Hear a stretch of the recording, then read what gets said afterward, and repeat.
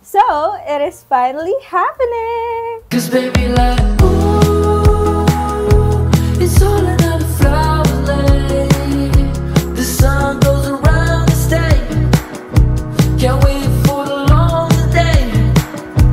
'Cause baby, like, ooh. Hi friends! This is the second episode of our apartment makeover. I know, tumagal na to, pero since nandito na tayo, I will explain to you friends kung ano yung mga plano ko for bathroom makeover natin. Nasabi ko na rin sa mga previous episodes ng vlog natin na I am still renting. So, maaasahan nyo na lahat ng mga ilalagay ko dito or ma-share ko sa inyo ay rent-friendly. Kung katulad ko kayo na ayaw nyo rin gumastos ng additional at para makuha nyo rin yung mga deposits nyo from your landlady or landlord, ito na yon para sa inyo to. Also, I will keep this affordable kasi ayoko rin naman gumastos ng sobrang dami, especially na hindi pa nga ito sa akin. And speaking of affordable, I will keep my budget into 5,000 pesos or lower lang. These are the pegs that I am eyeing for, and I really focused on having more organizers and konti lang ng mga decors. Safe lang tayo now, pero malay naman natin, di ba, someday, ibigay na ni Lord. Sino namang hindi magkakagusto ng sariling place? Pero anyway, sinabi ko nga sa aking IG stories, you may follow me there, na huwag kayo masyadong mag-expect kasi nga, konting-konti lang yung inayos ko dito, as in, ginawa ko lang siyang cohesive, nagdagdag lang ako ng organizers at konting-konting decors. Parang hindi siya masyadong nagbago in terms of interior or yung mismong design, pero I'm really excited kasi nag-enjoy talaga ako dito sa pag-makeover na to. Anyway, that's it. Ang dami kong chika. Let's start!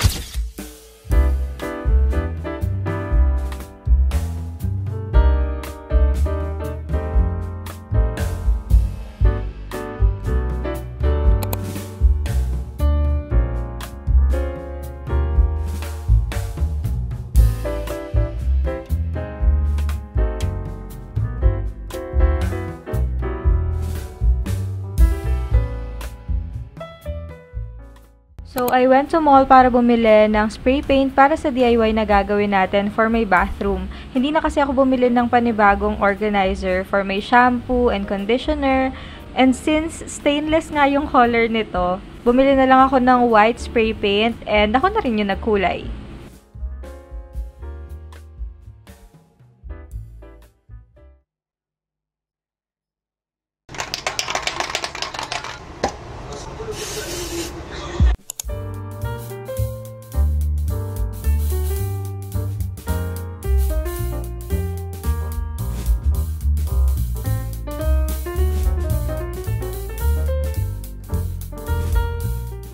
These are the organizers that I bought, and bumili rin ako ng mga ilaw or bulb para sa aking vanity mirror. May built-in mirror na kasi dito sa bathroom pero wala siyang ilaw, so kailangan ko ng something na makakapagbigay ng light sa akin whenever I am doing my skincare or pampering myself.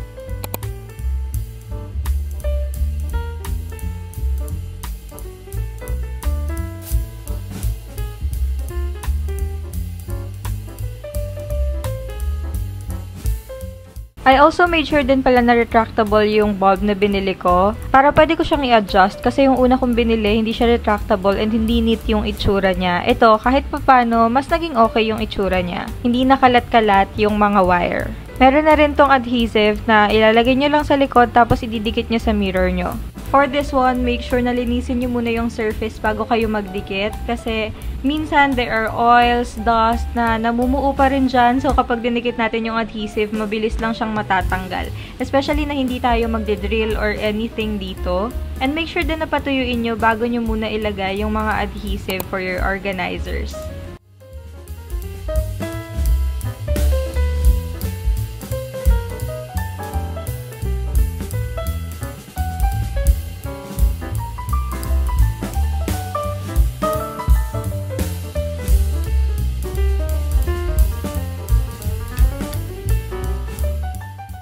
I also got these 4 cotton buds and cotton pads. So, ilalagay din natin sila. Wala itong hook sa likod. Ito lang yung binigay nilang adhesive. So, stick lang natin ganyan. Nakita ko rin itong magnetic mouthwash set. Maliit lang siya. Napakita ko na rin ito sa haul ko. Pero yan, magnetic siya. So, maliit lang din yung space na makukuha niya. So, it's easy na paglagyan. Especially, this is kinda mabigat.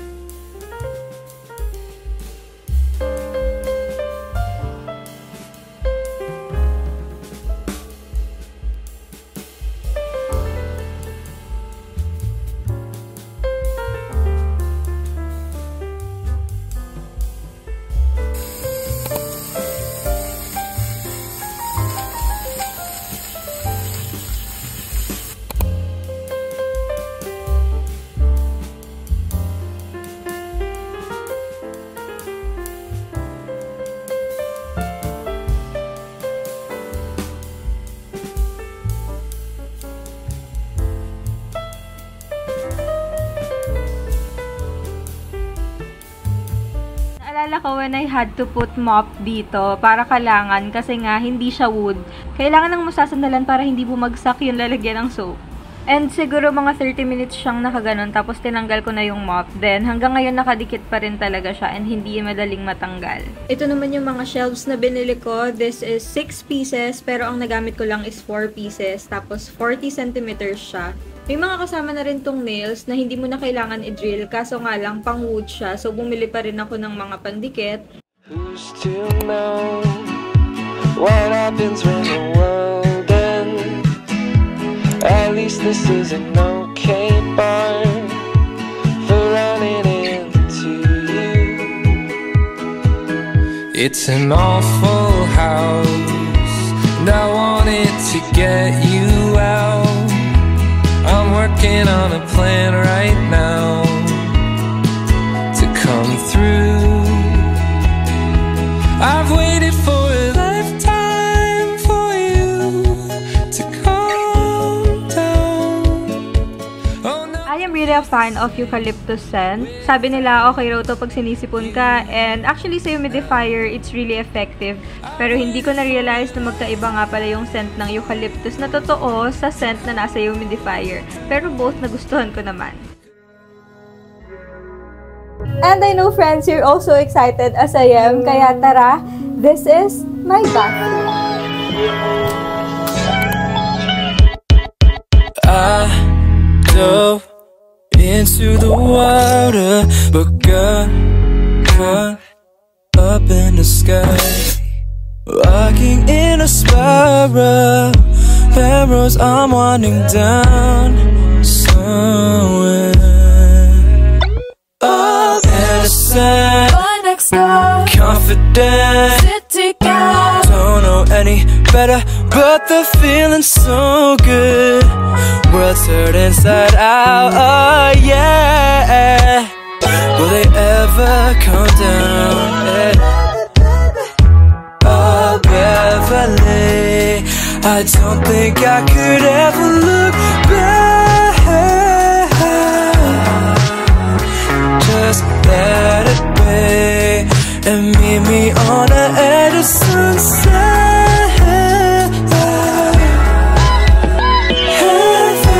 Actually, this is really simple. Ito lang yung aking vanity mirror.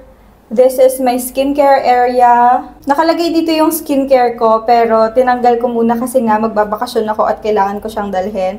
So, meron akong mga soap dispenser dito. Ito yung gamit kong pampabango ng bathroom. This is my trusted one kasi mura talaga siya. This is originally not white. Nilagyan lang namin siya ng PVC na sticker or wallpaper na color white, kaya ganyan, glossy siya. Tapos, ang gusto ko dito, hindi siya nangangamoy. So, ayan yung itsura ng aking vanity mirror. Itong mga ilaw na to, dinikit ko lang yan siya dyan. So, hindi talaga siya pantay. Pero, this is very decent na kasi yung isa ko, hindi siya retractable. Tapos talagang dinidikit ko lang siya ng scotch tape. So ito, retractable na siya, mas madali na siyang ilagay. Tas ganyan na yung itsura niya ngayon. Wala rin akong socket dito, so power bank ang nagpapagana sa kanya. This is my power bank. And it has 3 colors.